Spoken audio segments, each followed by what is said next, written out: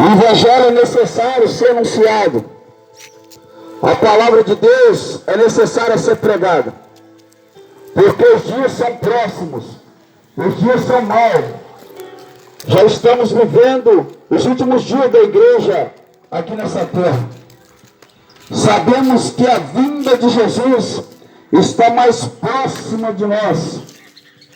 Porque nós temos visto um mundo preparado, esperando a volta ou a vinda do anticristo. Mas a igreja também já está se preparando, ou melhor, preparada para receber o nosso Senhor e Salvador Jesus Cristo. Porque Jesus, ele não está vindo. Jesus, ele está voltando. Vim, Jesus veio. Pregou o evangelho do arrependimento, o evangelho da renúncia, o evangelho da salvação. Aquele que se fez pecado, aquele que carregou as nossas iniquidades, aquele que a palavra de Isaías vai dizer que pelas tuas pisaduras nós fomos sarados. Ele veio cumprir o teu propósito. Jesus Cristo, ele se fez como sacrifício na cruz do Calvário para remir os meus e para remir os teus pecados. Mas agora a palavra do Senhor nos diz que esse mesmo Jesus Cristo que os discípulos viram subir aos ares é o mesmo Jesus Cristo que também nós veremos descer. Aleluia, Jesus. E ele virá buscar uma igreja lavada, remida, uma igreja purificada, sem mancha, sem mácula, sem defeito. Uma igreja que ainda está faltando membros. Uma igreja que ainda falta pessoas. E quem sabe nesta manhã, esse alto-falante está ao alcance do seu ouvido, para entender que esta pessoa que está faltando é você. Para entender que esta pessoa que ainda está necessitando ajuntar com a igreja é você. Aleluia, Jesus. Nós sabemos que o mundo está preferindo a iniquidade, está preferindo o pecado, está preferindo a transgressão deste mundo. Mas eu vim aqui nesta manhã dizer para você que os caminhos do Senhor são muito melhores do que o diabo tem para te oferecer. O inimigo não tem nada para te dar, porque dono de nada ele é. Ele veio para enganar, enganando, fazendo com que muitos sejam também enganados. Mas a verdade de Jesus é que estamos nessa manhã anunciando para você, para o seu coração. A verdade de Jesus é que está escrito nesta palavra. A Bíblia vai dizer que por se multiplicar a iniquidade, o amor de muitos se esfriará. O amor do homem para com o outro, não. O amor do homem para com Deus. O pecado já está de tanto tamanho grande nesta terra, que o amor de muitos homens se esfriaram por Deus. Estamos vivendo como nos dias de Noé, a qual a palavra do Senhor diz: muitos casavam, festejavam, davam-se um casamento. As pessoas estavam preferindo as baladas, as pessoas estavam preferindo as bebidas fortes, as pessoas estavam preferindo a gandaia, o rastapé. Mas Deus olhou nessa terra e vendo que a terra estava toda contaminada, a terra estava toda corrompida. Mas a Bíblia vai dizer que Deus olhou aqui embaixo e viu um homem chamado Noé. E Deus achou graça neste homem chamado Noé. Aleluia, Jesus. No meio de muitos que tinha aqui na terra, apenas um, Deus achou graça. Glória a Deus. Deus olhou e viu que Noé ainda era um homem justo, que Noé ainda era um homem temente. E a Bíblia vai dizer que Deus agora vai ter um chamado para com Noé. Vai dizer para Noé: constrói uma arca. Constrói essa grande arca. Deus deu a medida, Deus deu a largura, Deus deu o comprimento para Noé, para que Noé viesse a construir essa arca. E sabe o que vai me chamar mais a atenção? É que Noé, além de estar construindo, Noé, além de estar fabricando esta arca, a qual Deus não deu medida, a qual Deus deu cumprimento, Deus entregou tudo para Noé. Me chama a atenção que ainda Noé, ele começou a pregoar a justiça de Deus. O coração de Noé tinha um sentimento para que o povo viesse a se arrepender dos seus pecados. A Bíblia diz que por 120 anos, Noé foi apregoeiro da justiça. Noé apregoou, Noé avisou, dizendo que Deus destruiria toda a terra. Noé estava avisando ao povo: se arrependam, porque essa terra será submergida, porque essa terra será destruída. Deus vai acabar com esta terra em dilúvio. Mas o povo não acreditava. O povo não estava dando crédito à pregação de Noé. O povo não estava deixando a pregação de Noé entrar dentro dos nossos corações. O povo continuava transgredindo. O povo continuava no pecado. O povo não largava a bebida forte, não largava as festas. O povo não largava a idolatria. O povo não largava a promiscuidade. E Noé pregoando. E Noé pregoando. E Noé estava pregando. O tempo estava se passando. Os dias já estavam sendo findos, até que se cumpriu o dia do juízo de Deus sobre a terra. Quando Noé pregava, o povo não acreditava. Aí Deus diz: Noé, escute isso aqui. Chega de pregar para o povo, porque o povo não dá crédito. Chega de pregar para essa multidão que não acreditam nas minhas palavras enviadas por ti, Noé. Mas faz o seguinte agora: já que os seres humanos não querem a salvação, anuncia agora a todos os animais. Junta um casal de cada espécie, animais domésticos, animais selvagens. Separa 7 espécies de cada um. E sabe o que eu acho muito, eu não vou dizer engraçado, mas sabe o que eu acho um tanto quanto inconsciente da parte dos seres humanos?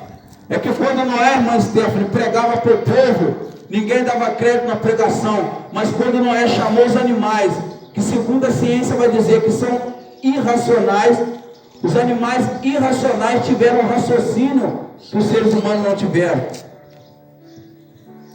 E a Bíblia diz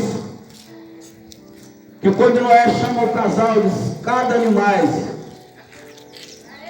os animais adentraram para dentro da arca. Noé não precisou de pregar muitas vezes, muitos dias, muitos anos, mas quando Noé anunciou aos animais que eram para entrar dentro da arca, os animais fizeram, irmã Regina, aquilo que os seres humanos não fizeram. Os animais entraram para dentro da arca. Os animais tiveram suas vidas salvas.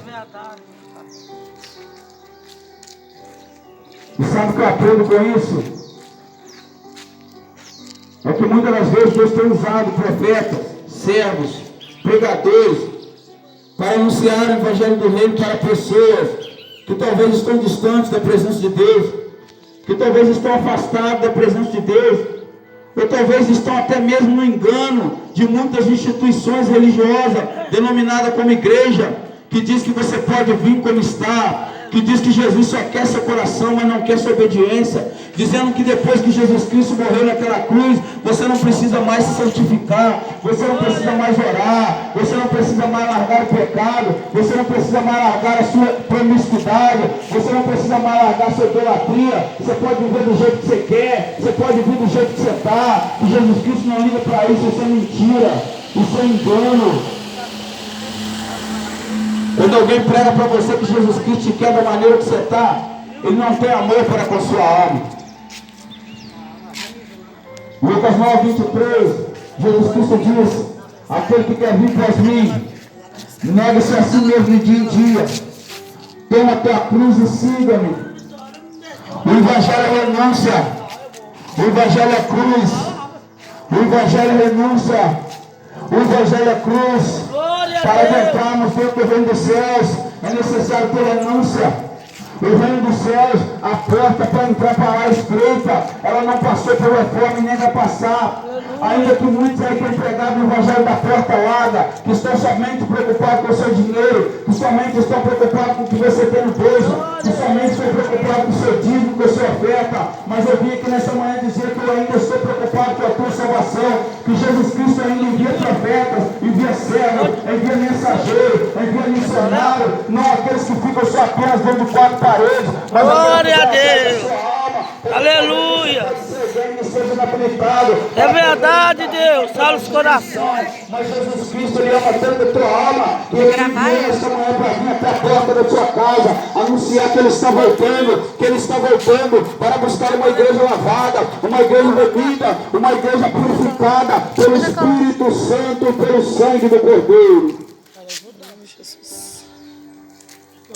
Noé agora adentrou para dentro daquela arca. A Bíblia diz que todos os animais que Noé também contou e juntou, adentraram para dentro da arca. E sabe o que vai me causar mais tristeza nisso aí, irmã Stephanie? Glória a Deus. É que Noé ficou durante 120 anos apregoando o Evangelho. Fala, Deus. Noé estava anunciando a justiça de Deus. E a Bíblia é explícita em dizer que 120 anos esse Noé pregou.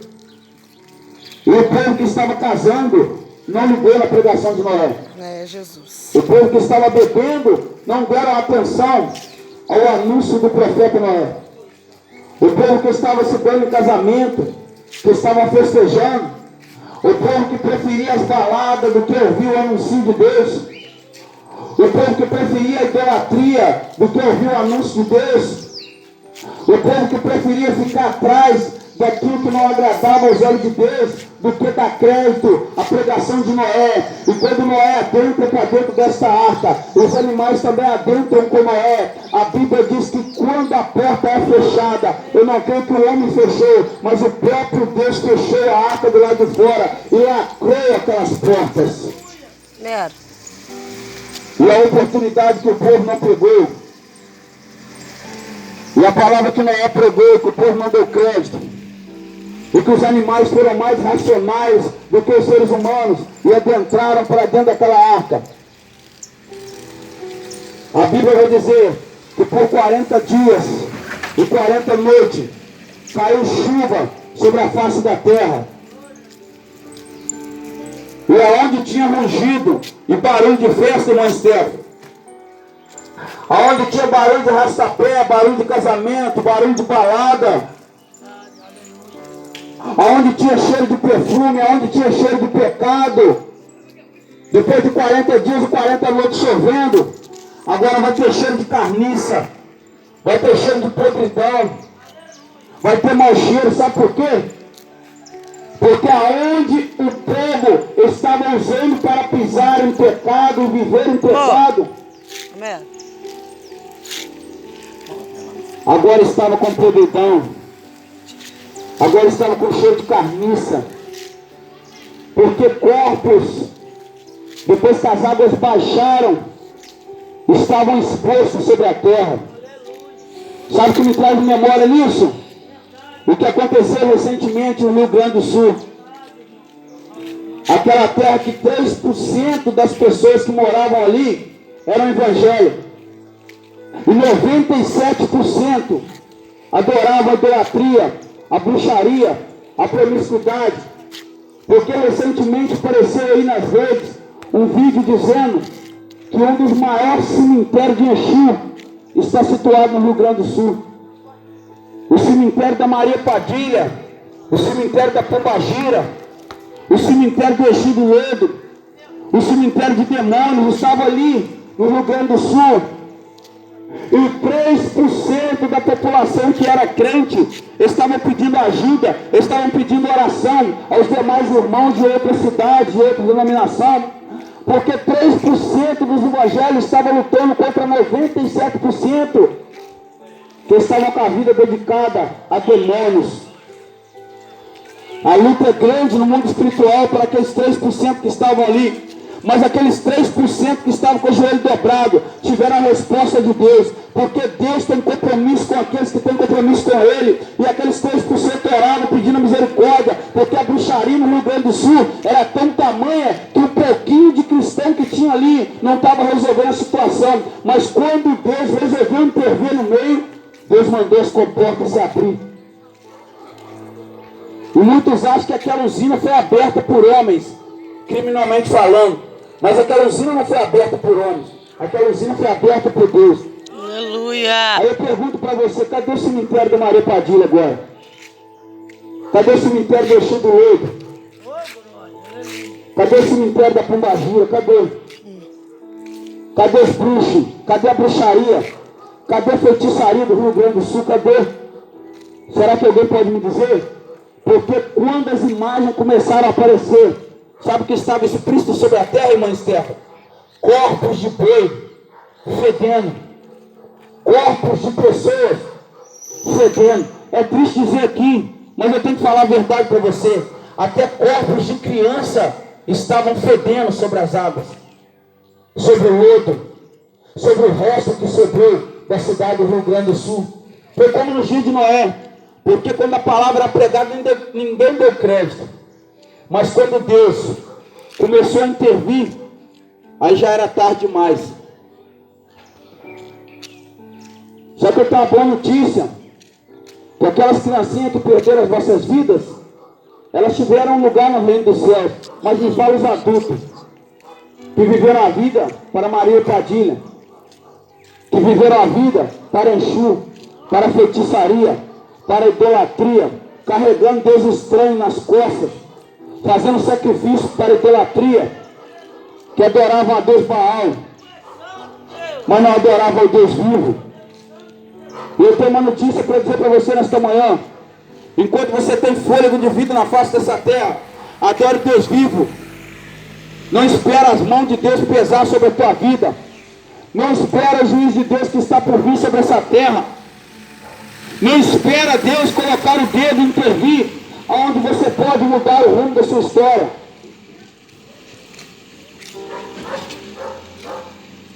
A Bíblia vai dizer que naquele grande dia,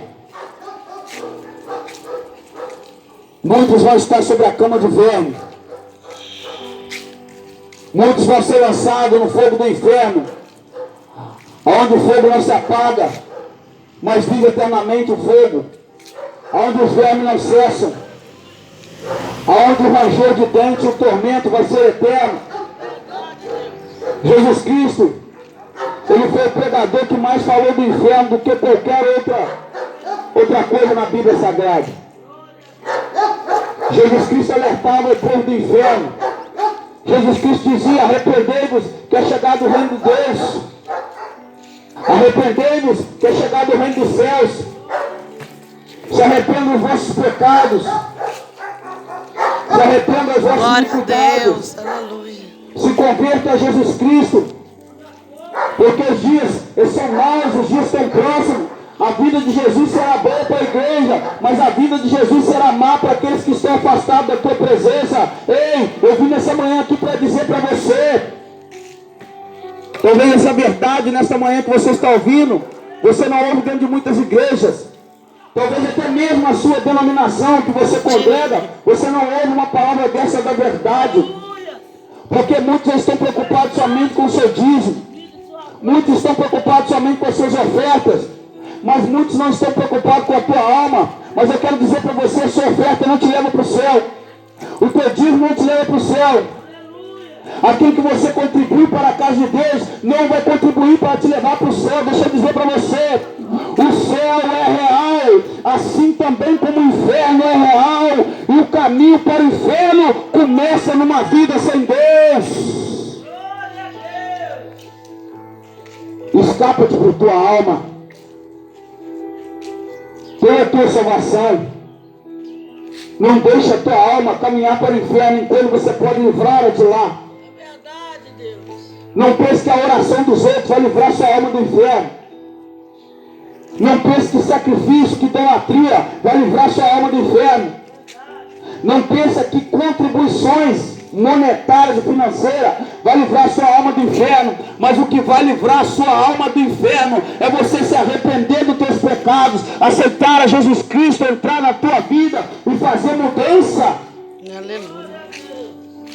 A palavra do Senhor vai dizer em Marcos capítulo 16, verso 15 e 16, que é uma obrigação de todos os novos convertidos.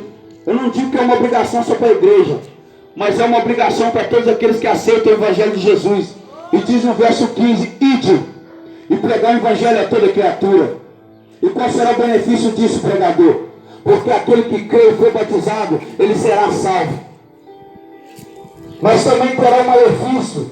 E qual é o malefício disso, pregador?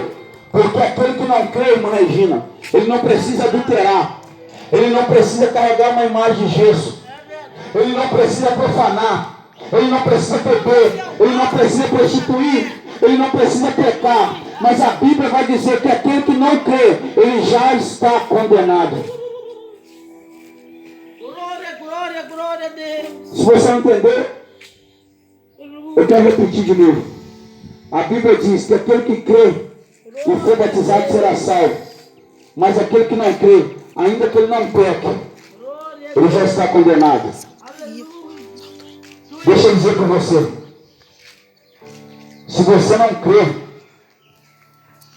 em Jesus Cristo, o Filho de Deus, a Bíblia fala, não é o pregador que está dizendo.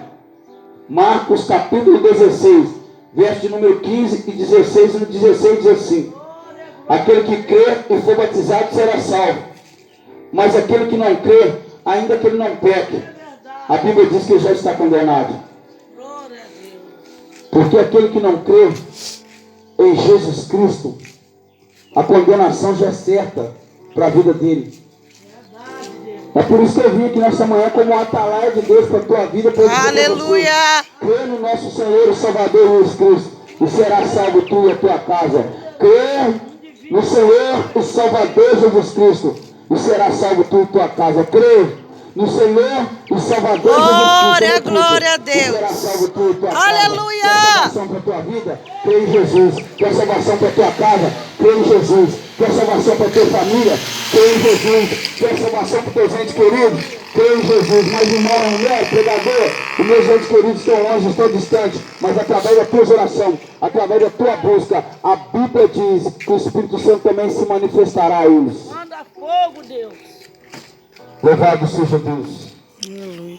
Louvado seja o nome do Senhor Jesus. Glória a Deus.